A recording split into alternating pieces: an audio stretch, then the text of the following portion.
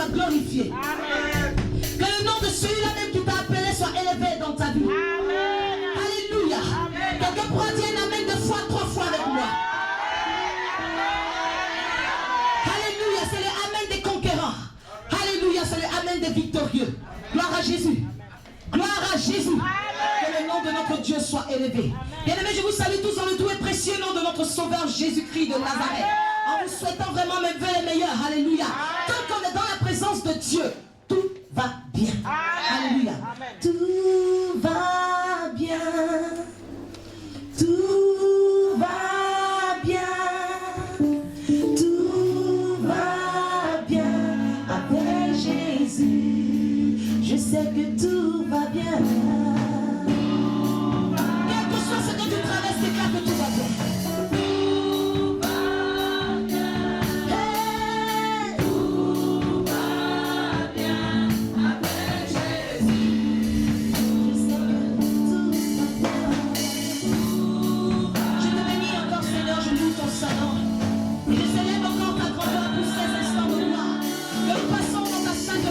Seigneur, merci encore pour le privilège que tu m'accordes, Seigneur, de parler de ta parole ce premier dimanche de l'année, Éternel.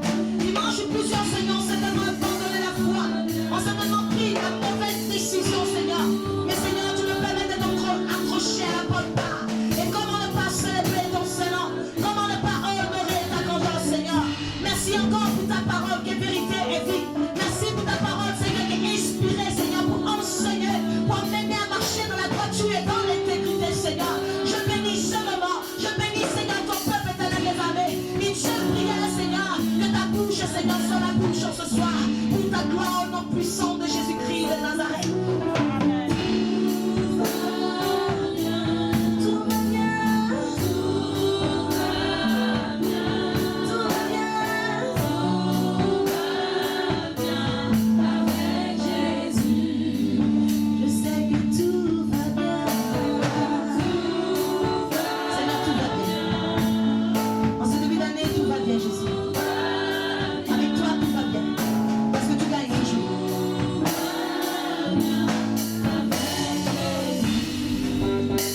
Alléluia.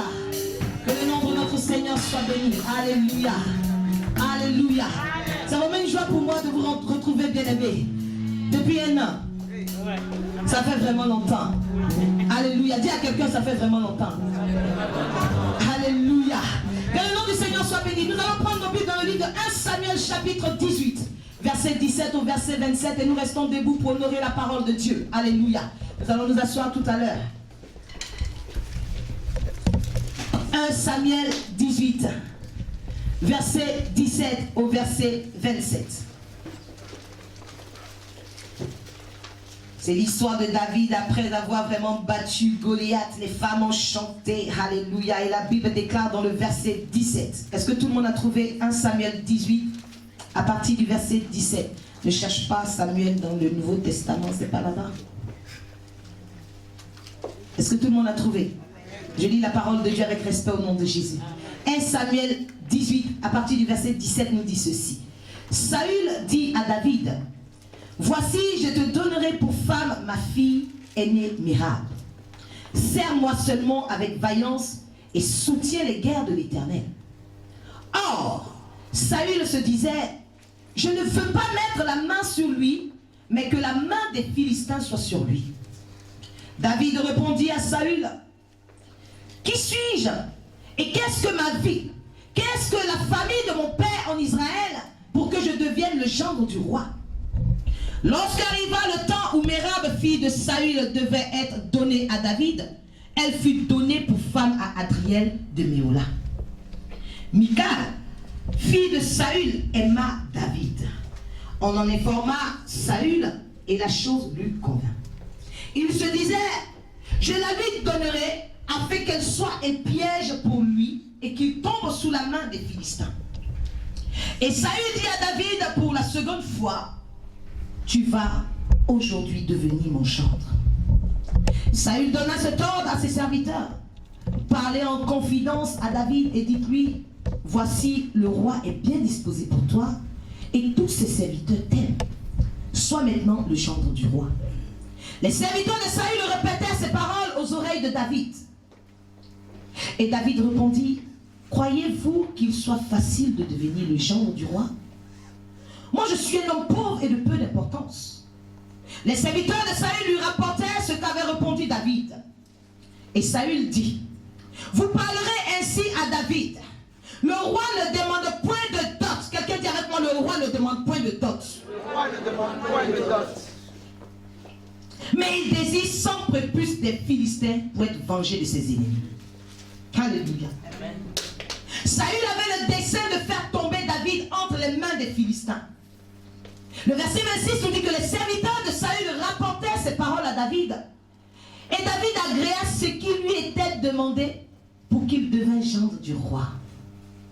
Avant le terme fixé, David se leva, partit avec ses gens et tua 200 hommes parmi les Philistins.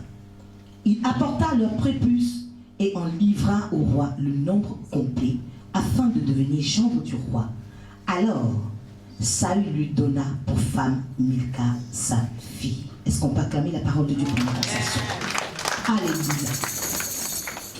Gloire à Jésus. Amen. Est-ce que tu peux dire à quelqu'un à côté de toi, cette année, ce qui doit me revenir me reviendra? Est-ce qu'il a compris? Alléluia.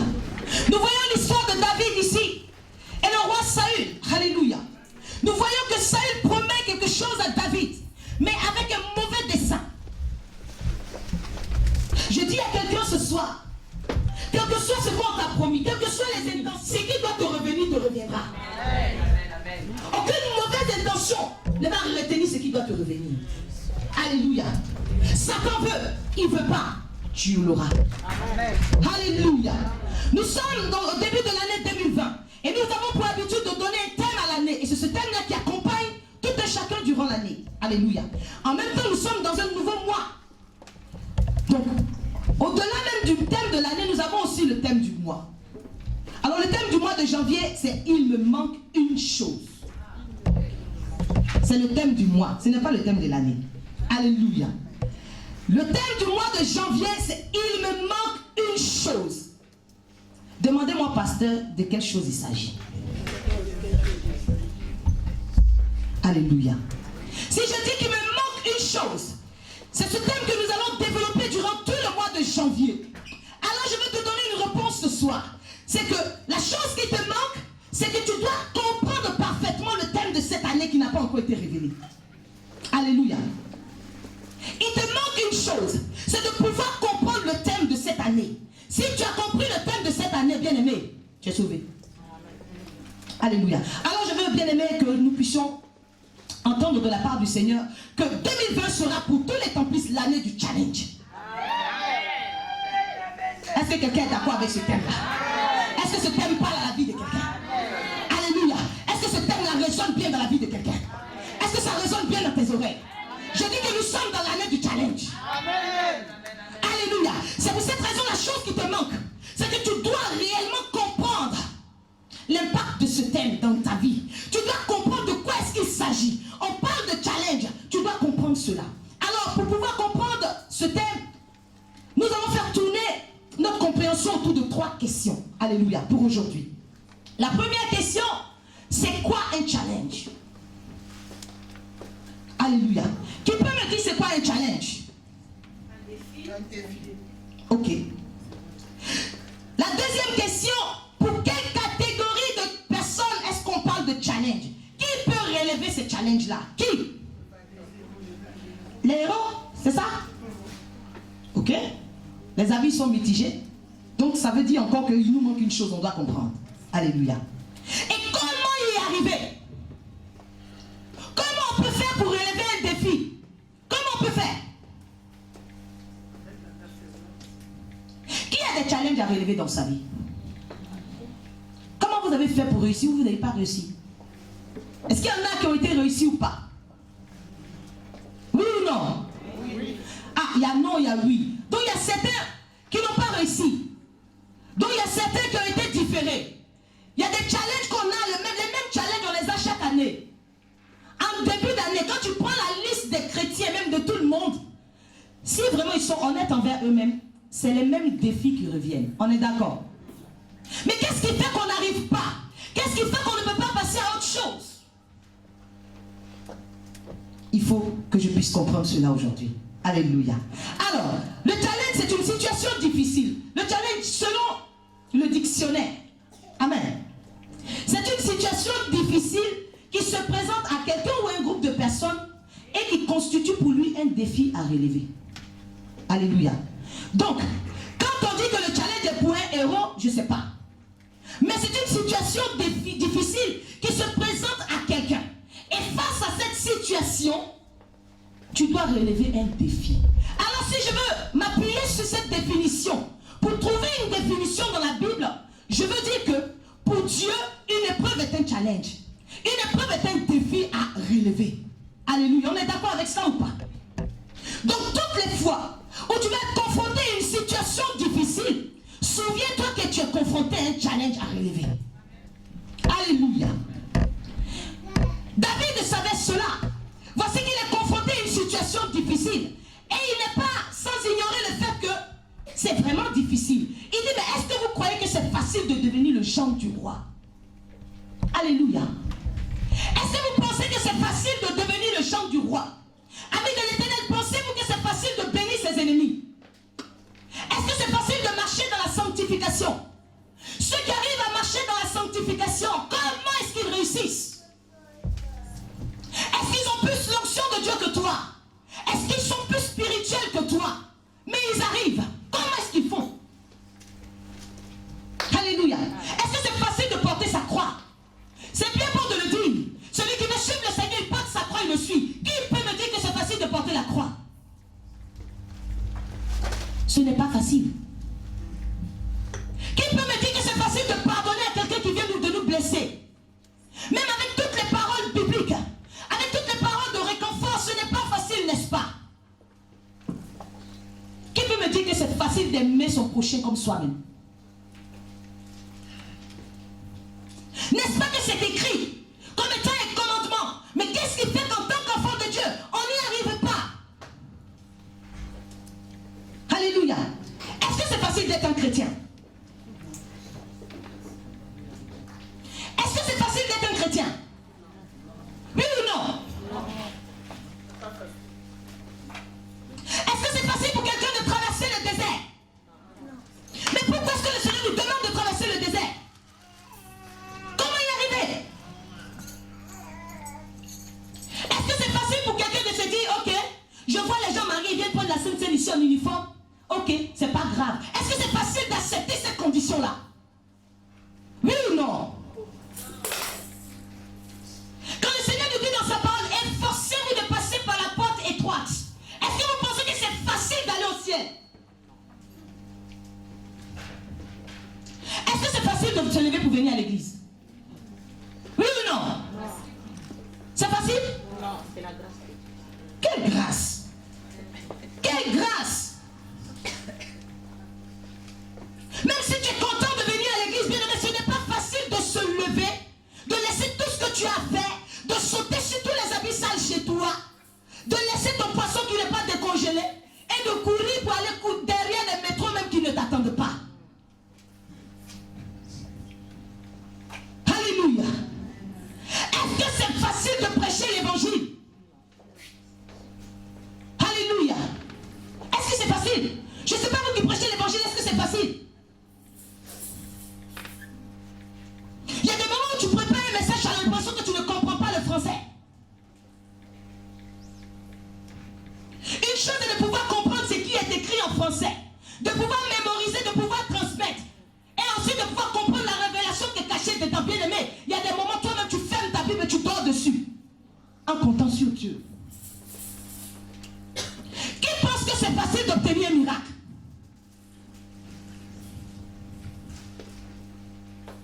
Est-ce que c'est facile?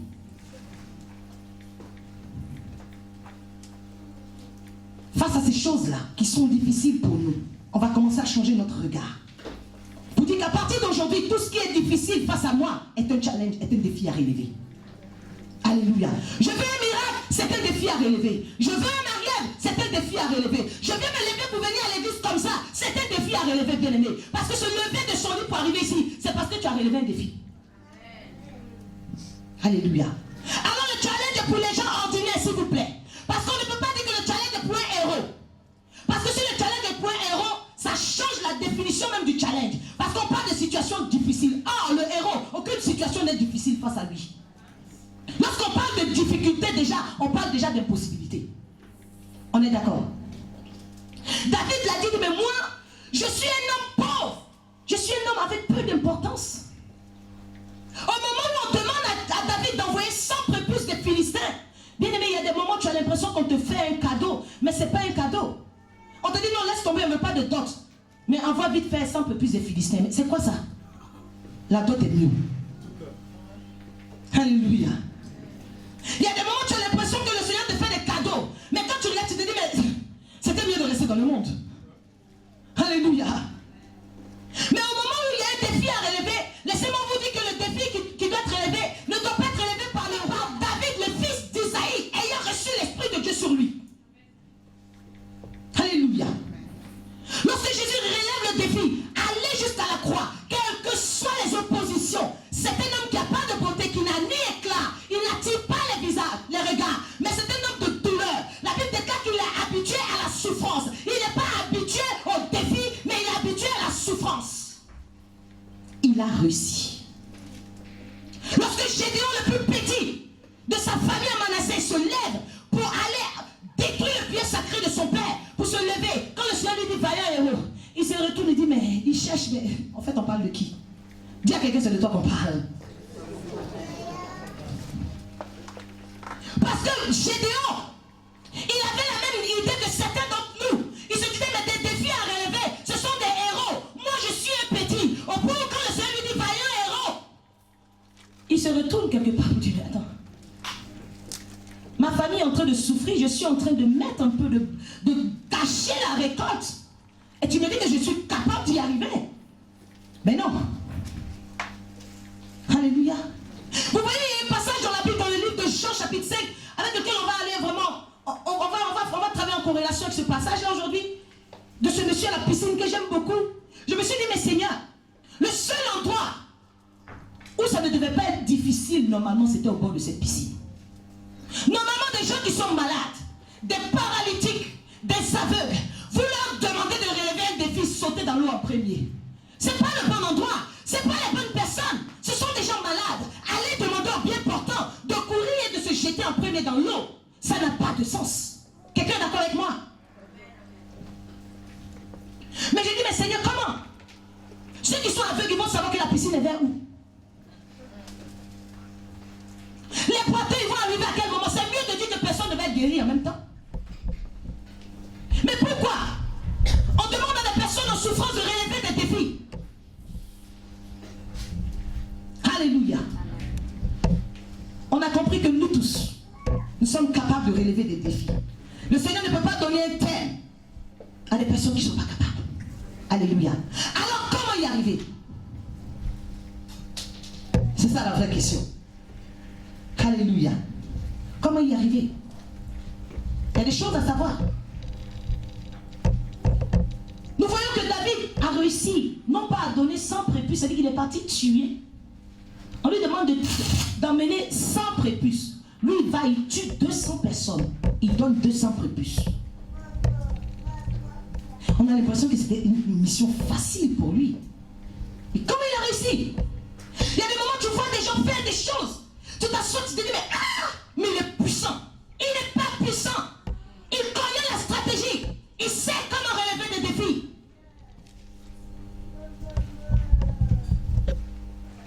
La première chose que quelqu'un doit savoir ce soir au milieu de nous, c'est qu'un défi ne doit pas être une habitude. Relever un défi ne doit pas s'inscrire comme une habitude dans ton esprit. Alléluia. Il y a des personnes, bien aimées, parce que tant que tu relèves des défis et que pourtant tu dis, de façon normale, hein? Souvent je parle à ça, je me dis, mais moi-même de toute façon, c'est quel effort j'ai fait même pour venir ici? Je ne me pose même pas des questions. Normalement, dimanche, je dois être nulle part, si ce n'est pas ici. Mais vous savez, quand tu ne sais pas que toutes les situations qui se présentent à toi sont des défis à relever, et que ces situations deviennent des habitudes amies de l'Éternel, tu vas réussir beaucoup de choses, mais il n'y aura pas de résultats concrets.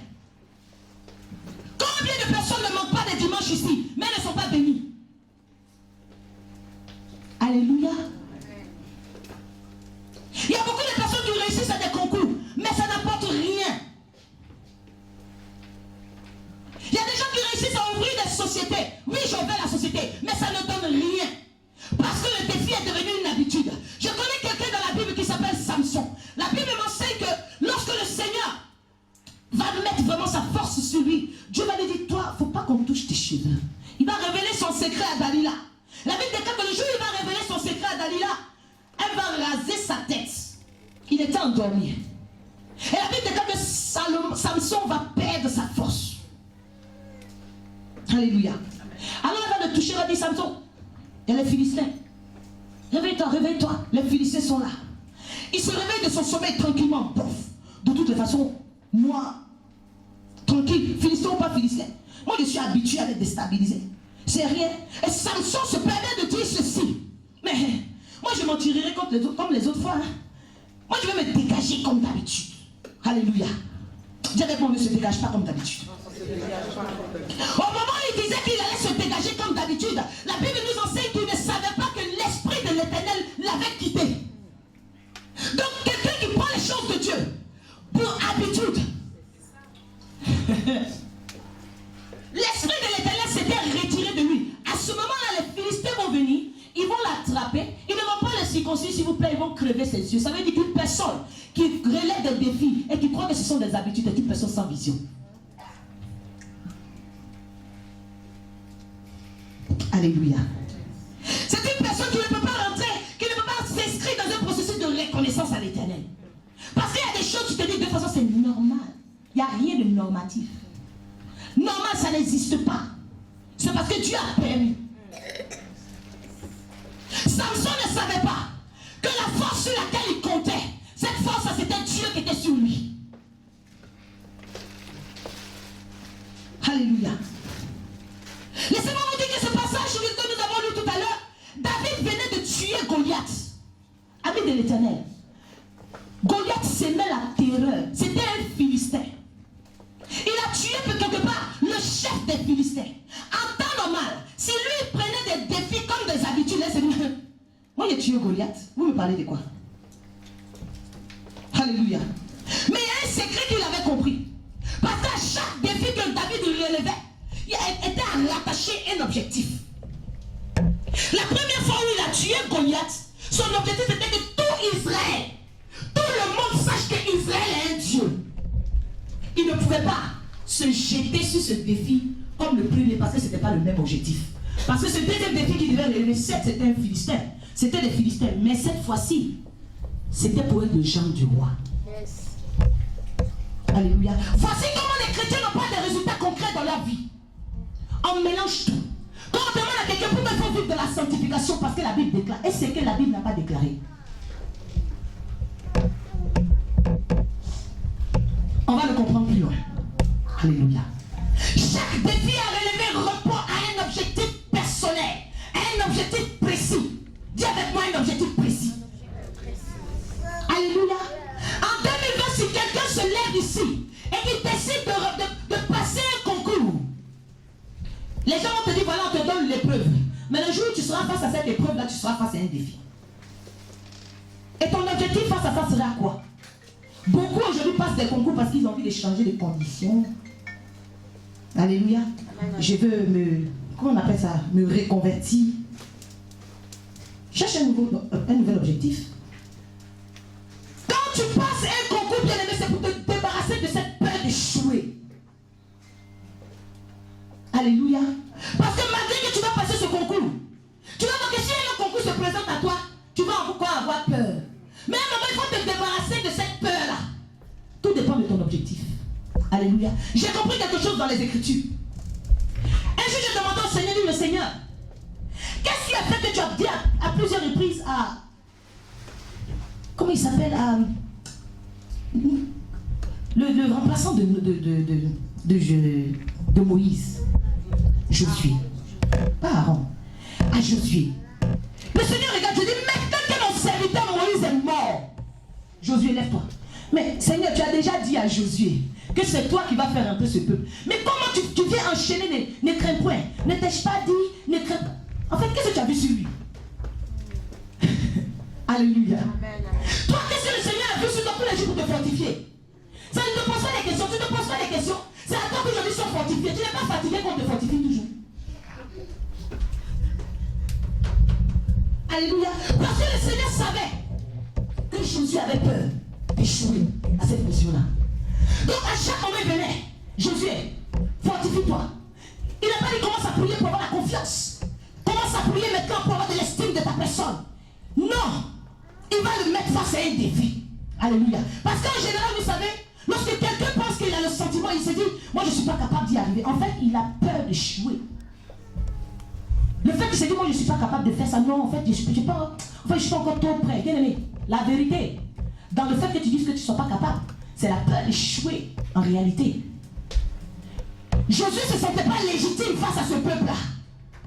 C'est que là, certainement, je ne suis pas capable. Moi, j'étais le petit de Moïse. Comment moi, je peux faire entrer ce peuple à Canaan? Je ne suis pas capable. En fait, ce n'est pas qu'il n'était pas capable. Derrière ce manque de capacité, il y avait la peur d'échouer. Regarde quelqu'un dit, tu as peur d'échouer en réalité.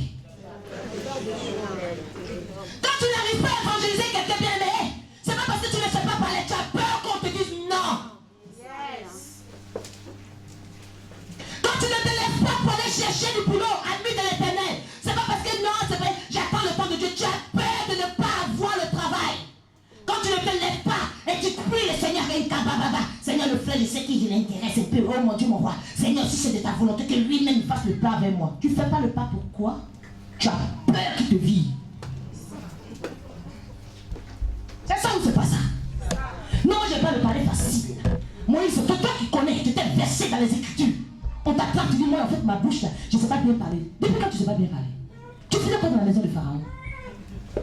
C'est toi qui t'es versé dans les Écritures. Gamaliel t'a instruit. Tu ne sais pas parler depuis quand? En fait, tu as peur de Pharaon. Tu dis, on voit mon frère, il sait parler, on dit, c'est toi. Alléluia. Et le Seigneur veut nous débarrasser de cette peur totalement. Mais pour te débarrasser de cette peur, qu'est-ce qu'il va faire à Josué? Il va dire, Josué, fortifie-toi. Le Jourdain, voilà les stratégies que vous allez traverser. À partir du moment où Josué réussit à traverser le Jourdain avec le peuple d'Israël, on n'entend plus le Seigneur venir répéter à toi reprises, ne t'ai-je pas dit, ne t'ai-je pas dit. Non, il a repris confiance en lui. Il y a des défis que tu dois relever, bien aimé, pour retrouver ton estime de soi. Pour retrouver la confiance en toi. Il y a des défis que tu dois relever dans ta vie, bien aimé, pour te sentir légitime dans ta position de chrétien. Alléluia. C'est pas dans la prière. Le Seigneur dit, va, saute. Alléluia. Est-ce que quelqu'un est prêt? En 2020, lorsque tu vas te lever pour prier à l'Europe, bien aimé, c'est parce que tu as un objectif. Tu as réalisé que non. Il est temps de sortir de ma zone de confort, s'il te plaît. Mais non, c'est pas parce que, comme on dit, on va prier, c'est à cause de ça. Parce que tu n'as aucun objectif quand tu te connectes. Donc tu prends ma voix pour une berceuse. Dès que je commence, dès que je dis Alléluia, tu fais Amen. Mais si ton objectif est de dormir, tu t'es connecté pourquoi? Alléluia. Si tu te dis qu'en 2020 tu dois changer de comportement, c'est un défi à relever simplement parce que l'objectif c'est d'avoir une conduite plus responsable. Ce n'est pas pour plaire à quelqu'un. Si tu dois méditer plus, c'est parce que ton objectif c'est d'augmenter tes performances. Si tu dois faire un choix, tu te dis maintenant je suis fatigué. C'est Pierre ou c'est Paul. Quand je fais un choix parce que mon objectif c'est de m'engager. Alléluia. On ne prend pas le choix pour arriver ici parce que c'est écrit que n'abandonnez pas vos assemblées. Vous pensez que c'est suffisant pour que moi je vienne ici? Je ne vais pas abandonner mon assemblée. Partout où je viens m'établir, c'est une assemblée pour moi. Abandonne. Mais en quelque sorte, on vient parce que la vie déclare il est bon, il est doux pour les frères et les soeurs d'être ensemble. Mais où tu dois rendre une autre, il n'y a pas frères et soeurs. Ou bien c'est les animaux. Tu viens ici pourquoi? C'est quoi ton objectif? Tu as quitté chez toi des kilomètres. Tu es venu ici, c'est pourquoi? Parce que si tu n'as pas, tu ne te dis pas que se lever tous les dimanches, braver les transports de froid, arriver dans un endroit spécifique pendant qu'il y a 36 milliards d'églises, arriver ici depuis des années. Si tu n'as pas un bon objectif, ami, tu peux faire tous ces efforts, tu n'auras pas de résultats concluants. Parce qu'aujourd'hui, se lever les dimanches et venir dans la sainte présence de Dieu, ça devient de la routine. C'est l'habitude. C'est parce que c'est une habitude, ami de l'Éternel, qu'on n'est pas béni. Qu'on voit des gens qui n'ont jamais loupé un dimanche. Ils balaient, ils nettoient, mais ils ne balaient par habitude. Parce qu'aujourd'hui, ils n'ont pas le défi de se dire, aujourd'hui, la manière dont je vais balayer, c'est pour pouvoir vraiment voir la gloire de Dieu à travers ce qui brille là. Ça devient une habitude. Et on rentre dans une routine avec Dieu. Quand on rentre dans une routine, Dieu n'a pas besoin de renouveler ses grâces. Quand il arrive vers toi, il dit, toi tu es habitué à la routine, donc les bénédictions de Dieu, là, tu continues avec. Alléluia. Alléluia. La troisième chose que quelqu'un doit savoir, c'est que pour relever un défi, ça demande de l'implication personnelle. Dis avec moi une implication personnelle. La Bible déclare que lorsqu'on a fait la demande, Saül dit, je veux 100 prépuces. David se leva et il partit avec ses gens. Il avait des gens qui croyaient en lui. Il avait des gens qui étaient à son service. Ces gens, il pouvait les emmener au fond. Mais il s'est levé lui-même. Vous voyez, aujourd'hui, le chrétien n'a pas compris quelque chose. On a des défis à relever. Mais on est convaincu que nous-mêmes, on ne peut pas y arriver. On est convaincu que Dieu doit passer par quelqu'un. Le paralytique, il est assis tranquillement depuis 38 ans, ça ne te gêne pas. On te demande, en fait, toi, tu as quel problème? Pourquoi tu as levé ici comme ça? Non, en fait, il y a personne pour me jeter. Il a dit, est-ce que tu sais pourquoi nous tous on est là au bord de l'eau? Est-ce que tu sais pourquoi on est tous au bord de l'eau ici? Et qui va te laisser sa guérison pour te jeter toi? Oh, moi je quitte cette église, le pasteur ne me soutient pas, mon ami. Est-ce que tu sais pourquoi moi-même je prie? Tu as un défi à relever. Tu dois t'impliquer toi-même de façon perso. Tu amènes avec moi. Alléluia. C'est à toi de donner le meilleur de toi. C'est à toi de te surpasser parce qu'il s'agit de ton défi. Quelqu'un ne peut pas prier 2 heures de temps pour ton sujet pendant que toi tu manges, pendant que toi tu pries 1 heure de temps. Impossible. On a demandé 100 prépuces. David a dit, même si je suis allé avec des gens. Non, ça c'est mon défi. Je dois m'impliquer, je dois me surpasser. On a demandé 100, je donne 200 parce que c'est mon affaire. Alléluia. La femme qui avait la perte de sang, elle s'est promenée pendant longtemps. Elle ne pouvait pas envoyer quelqu'un dire à Jésus. Quand Jésus a vu que sa fille était mourante, il ne s'est pas levé lui-même. Parce qu'il a compris que les challenges à relever demandent une implication personnelle. On se surpasse. Même si tu es chef de la synagogue, tu viens, tu te prosternes. Naaman n'avait pas compris cela. Hein? Il allait rester avec sa lèpre. Alléluia. Alléluia. Apprenons à nous surpasser. On ne vient pas à l'église, ami de l'Éternel, en 2020. Arrête de venir à l'église pour dire, moi de toute façon, je suis là parce que moi me soutient. Mais qui va venir te soutenir, c'est mon ami? Toi, tu connais ton poids. C'est toi qui as envie d'avancer. Et puis c'est moi qui vais te soulever.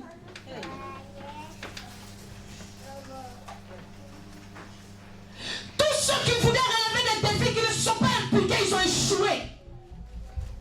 Regardez tous les Africains qui ont fait des sociétés, la plupart, nous les Ivoiriens, la plupart qui ont fait des sociétés de sécurité, ils ont tous échoué. Parce qu'ils sont assis tranquilles. Et puis ils envoient les agents. Les agents font ce qu'ils veulent. Allez voir d'autres communautés. Le patron même de la société se lève lui-même, il est sur le terrain. Il ne paye pas le contrat. Tu veux relever des défis et avoir des résultats concluants. Implique-toi, surpasse-toi. Les agents doivent arriver à 5 h du matin. Toi, tu es là à 2 h. Tu demandes à quelqu'un de te soutenir dans la prière. N'attends pas que la personne t'appelle pour dire, ah, on va prier à 15 h. Non. Quand la personne t'appelle, mais sans même que l'onction de Dieu n'a passé depuis 4-5 heures de temps. Tu es là, Maya, Takasaya, Kapapa. Quand la personne te voit, tu dis, hé. En fait, lui, il n'a pas besoin de moi. Alléluia. Le 4e point, c'est la motivation. Dis avec moi la motivation. La motivation. Et ça se suit, ami de l'Éternel. Quelqu'un qui ne s'implique pas ne sera pas motivé. C'est pour ça qu'on dit ne donne pas de conseil à quelqu'un qui n'a pas demandé. Parce qu'une personne qui ne demande pas un conseil, et toi toujours le sauveur, tu viens lui donner un conseil, ami de l'Éternel, ton conseil sera. Ne mets jamais la nourriture dans la bouche de quelqu'un qui n'a pas fait A. Alléluia. Alléluia. David a relevé le défi. Il avait la stratégie pour ne pas être démotivé. Dis avec mon pasteur, donne-nous la stratégie vite fait. Il avait une stratégie pour ne pas être démotivé. Il savait que plus tu mets du temps à accomplir certaines choses, la motivation s'en va.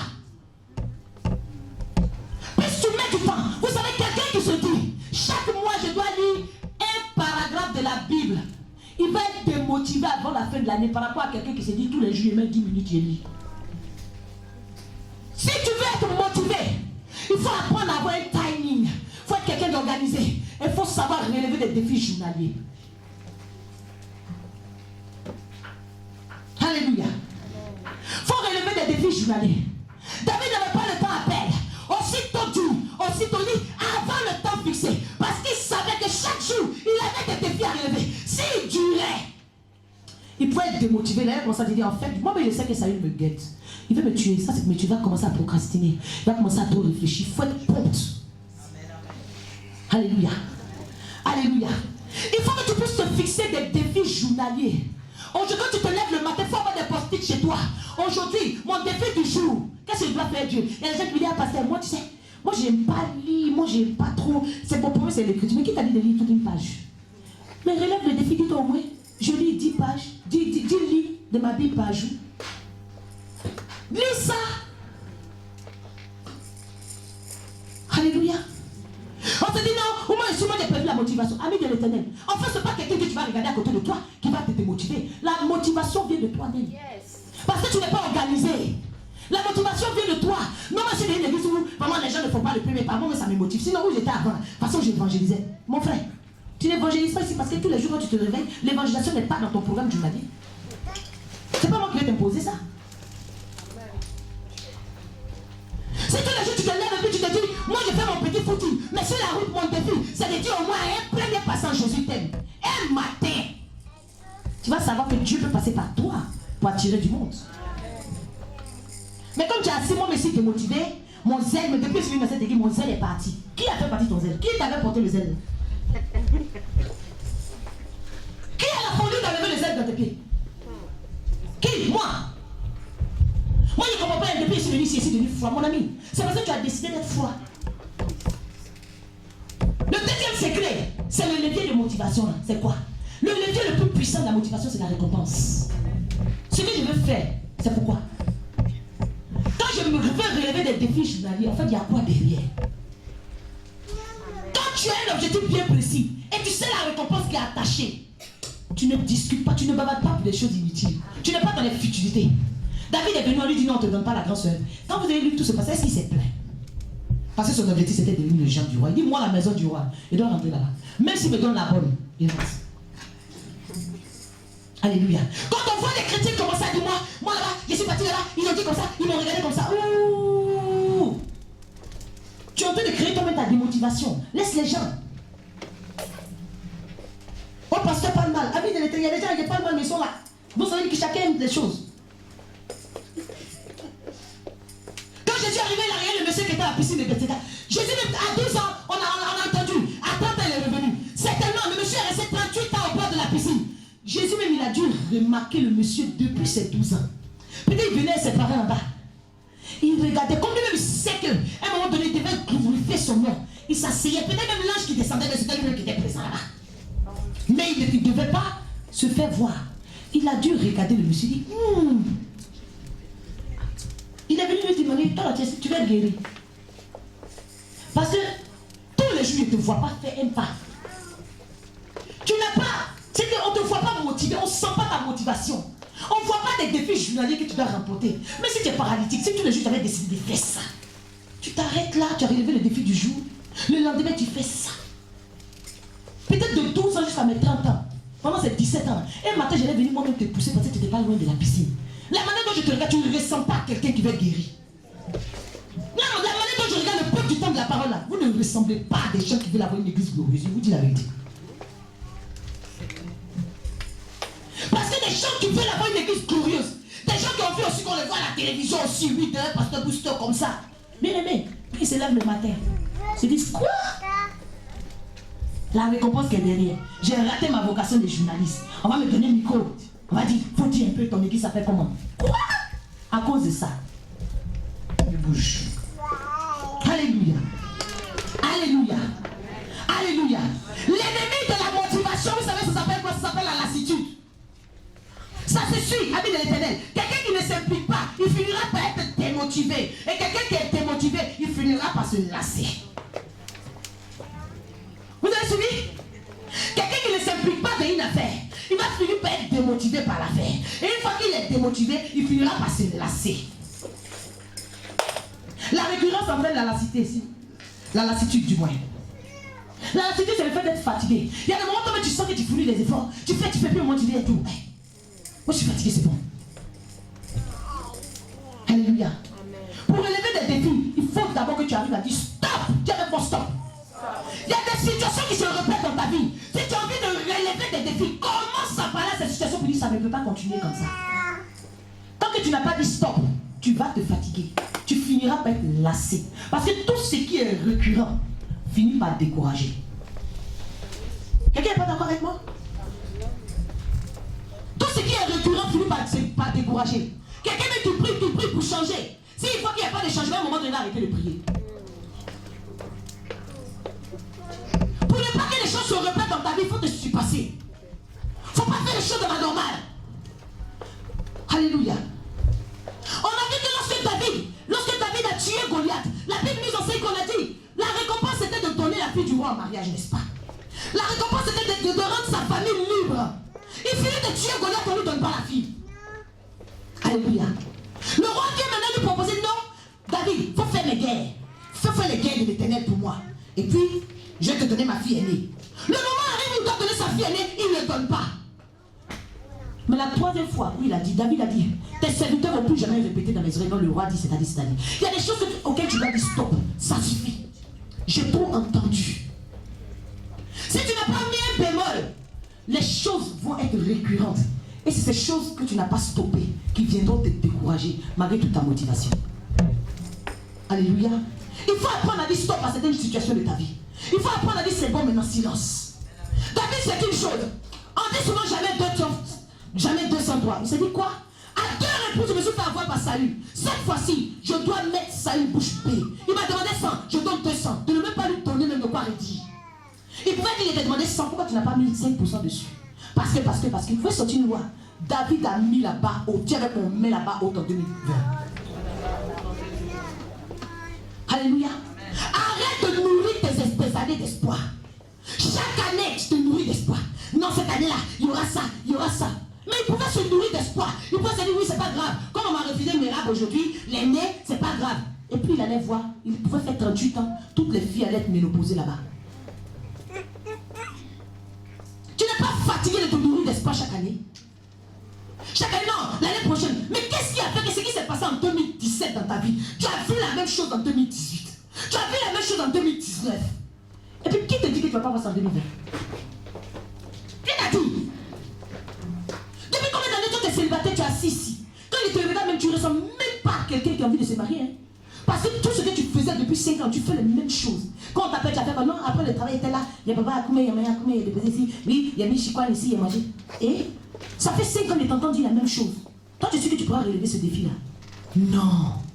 Il faut te surpasser. Commence à rentrer dans des vrais sites. Commence à voir où il y a des conférences, des colloques. Va chercher, même où on dit que les médecins font des conférences, va te poser là-bas. Tu ne comprends pas ce qu'ils disent, mais tu es là-bas parce que tu as besoin de faire des connexions. Quand tu veux avoir de nouveaux résultats, commence à faire de nouvelles choses, s'il vous plaît. Tu vas nourrir tes années de faux espoir. Amen. Alléluia.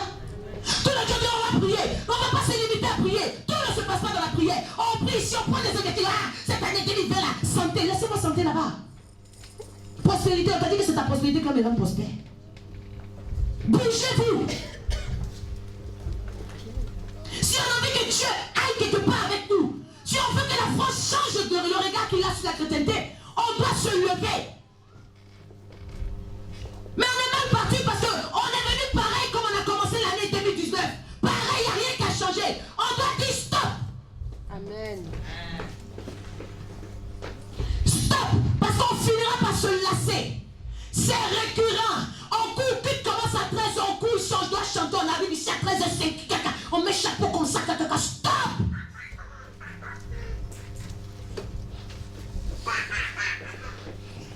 Elle fait penser que parce qu'elle était dans la maison du roi, ne pense pas que parce que tu as répondu à l'appel, s'il te plaît, que lorsque le Seigneur voudra frapper, tu seras épargné. Avec cette attitude, tu t'assois et dis, il y a un décret contre les Juifs, on doit tuer les Juifs. Et toi tu es assise parce que le roi t'a sélectionné. Ne crois pas que s'il y a un décret de mort contre les Juifs, le fait d'être dans la maison du roi, tu seras pas épargné. Bouge-toi. Elle s'est levée là pour bien jouer au destin. Direct. On s'assoit, on mange, on rit, on boit, on mange, on rit, on boit. L'année va finir, tu as fini ça sans moi. Alléluia. Touche quelqu'un à côté de toi, dis ça ne sera pas avec moi. Si tu veux garder cette attitude-là, ça ne sera pas avec moi. Ça ne sera pas ici. On n'est pas au moulin. On n'est pas au moulin. J'ai pas envie de mourir comme le sacrificateur. Il n'a pas dit à ses enfants, stop, arrêtez-moi ça. Il est tombé, il a écrasé sa tête. Tu as menti. Si tu veux ma mort, tu as menti. Alléluia. Alléluia. Est-ce que quelqu'un avec moi? Quelqu'un avec moi? Toi, tu es dans le concubinage depuis 20 ans. Depuis 30 ans, tu es là, tu es assis comme ça. Ah, Dieu va faire que le temps va venir. Quel temps? Avant que le temps arrive, prends tes paroles pour mon ami. Stop. C'est récurrent. C'est récurrent. Tu parles ou tu parles pas? J'ouvre une parenthèse qui dit vous, on veut vous doter, vous-même vous payez la dot à votre place. Tellement vous voulez vous marier. Mais c'est la vérité. Oh non, les parents, c'est la liste qu'ils ont donnée. Quelle liste? Là, c'est des parents qui ont demandé 100 prépuces d'ivoiriens. On dit d'aller circoncilier 100 oncles dans ta famille paternelle. Tu peux emmener? Et puis si tu vois s'ils sont déjà circoncis, tu trouves ça où?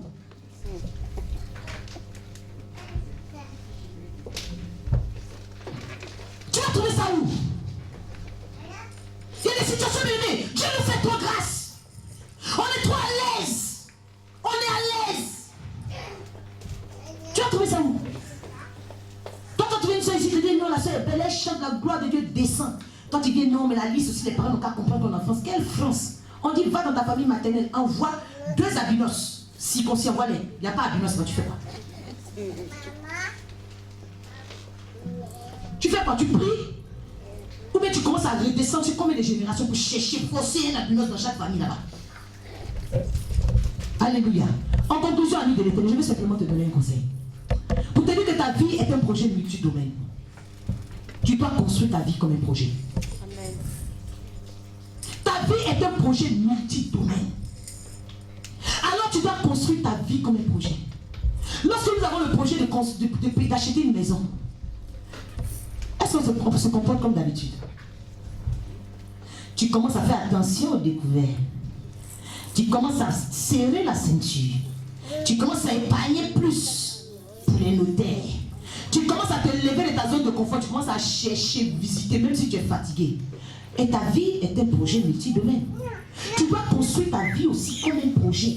La Bible dit dans le livre de Luc 14, verset 28 que lequel de vous, s'il veut bâtir une tour, ne s'assoit pas d'abord pour calculer la dépense et voir s'il a de quoi terminer.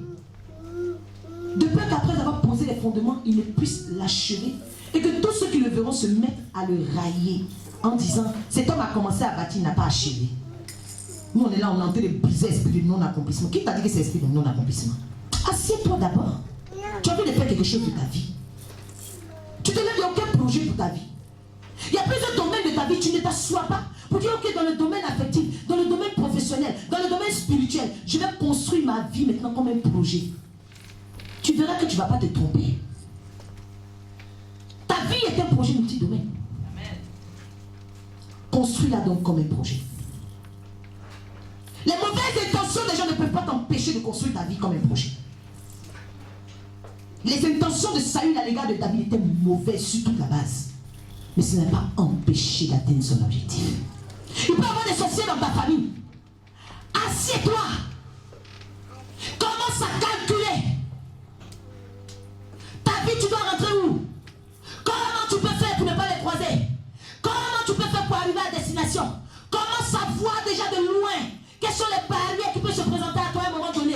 Trouve des situations, des solutions pour pouvoir les contrecarrer avant de t'engager. Sinon, tu vas toujours prier chaque année pour le non-accomplissement. Mais cela n'est pas ma prière pour toi. Amen. Ma prière est que tu apprennes à t'asseoir. Chrétien, assieds-toi. Alléluia. Amen. Assieds-toi. En 2020, c'est l'année du challenge. Quand il y a des défis à relever, on s'assoit et on calcule. Alléluia. Alléluia. Tu vas te tenir debout, tu vas tenir la main de quelqu'un. Tu vas tenir la main de quelqu'un.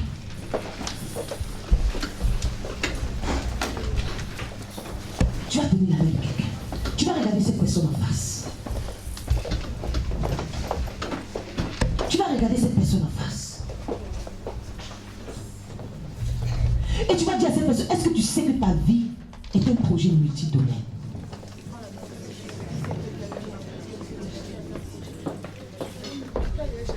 Alors comment tu construis tous ces projets de ta vie? Est-ce que tu t'es déjà assis pour réfléchir à comment est-ce que tu vas construire ces projets-là? Demande-lui.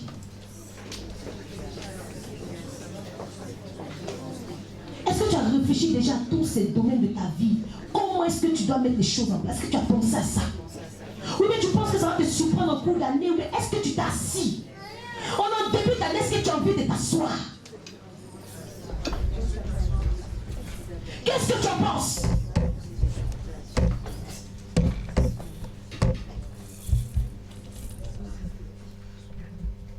Est-ce que tu penses que tu as assez de motivation?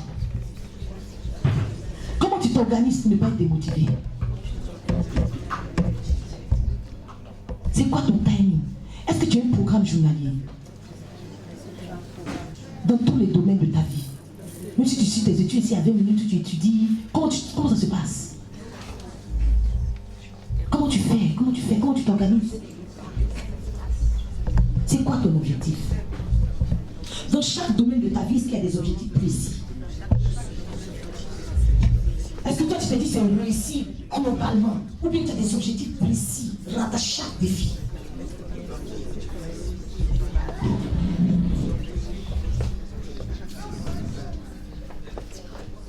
Est-ce que tu es prêt à dire stop à certaines situations?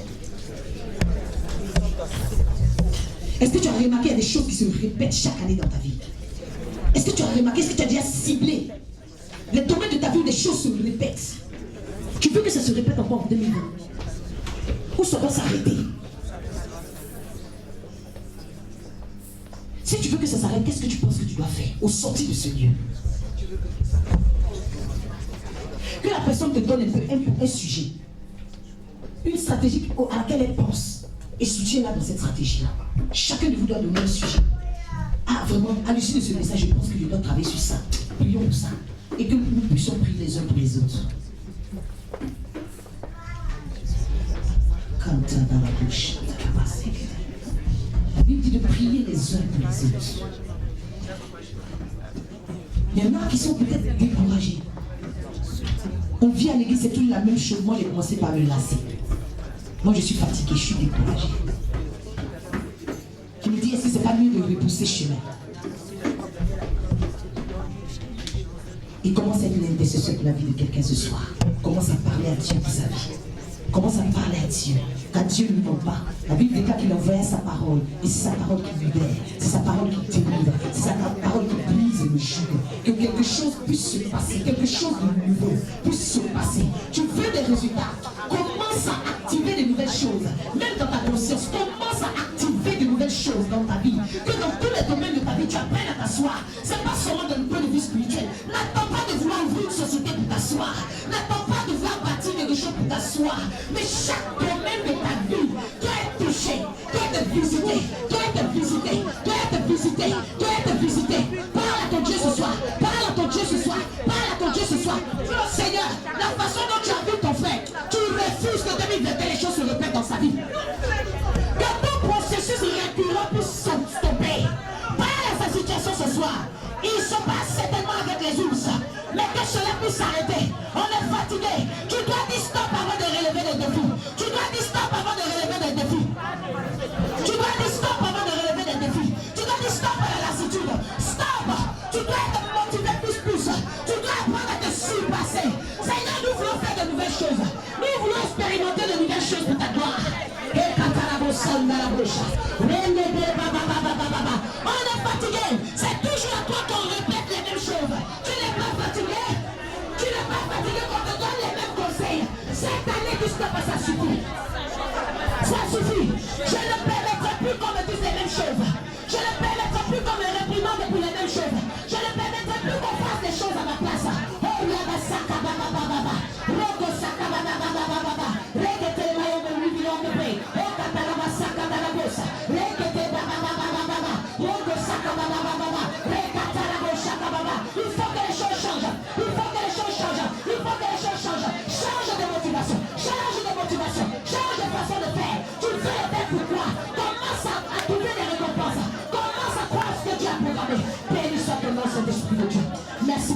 merci pour ta faveur. Merci pour ce moment, Seigneur, agréable. L'élévation est pour toi, la gloire est pour toi.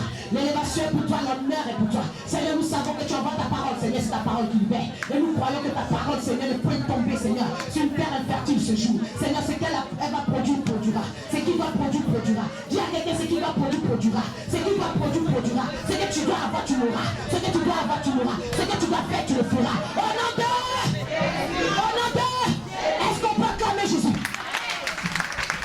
Alléluia, alléluia, l'acclame le Seigneur, sa parole au nom puissant de Jésus de Nazareth. Alléluia, alléluia.